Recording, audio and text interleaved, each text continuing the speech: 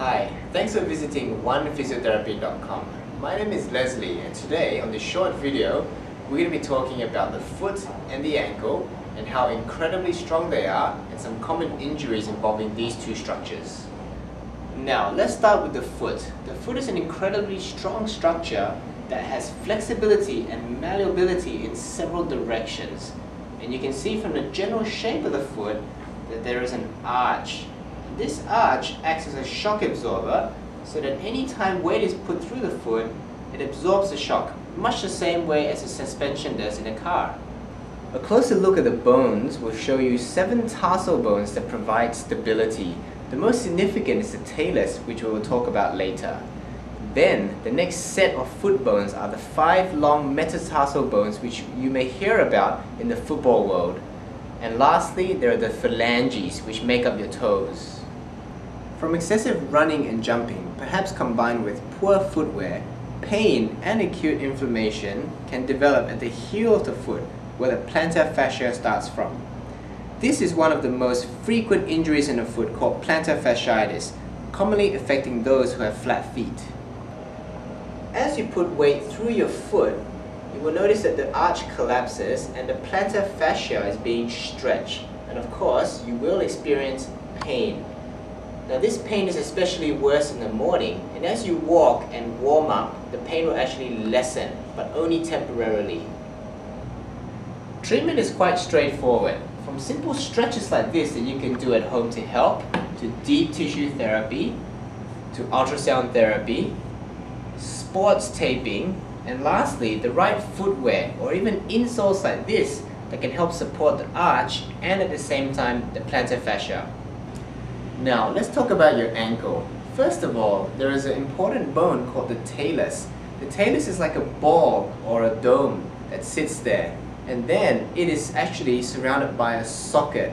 And this socket is formed by a combination of 2 bones called the tibia and the fibula. Now, it's the connection between the talus and the socket that it forms your ankle joint. And the ankle is a very important structure in your body, and in fact is one of the major shock absorbers in your body. 90% of ankle sprains occur in this direction, called inversion. When this happens, a few structures can be injured, primarily your ligaments.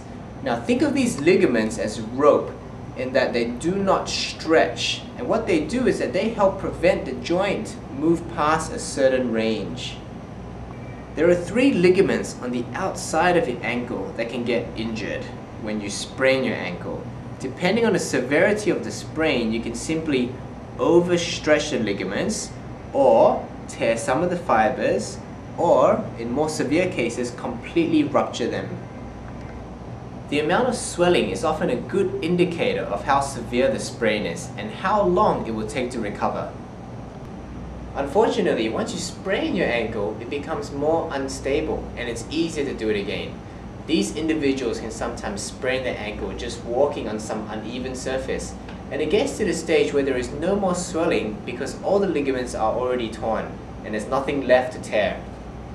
You can see this instability and weakness yourself by trying to balance on a soft surface like some towels.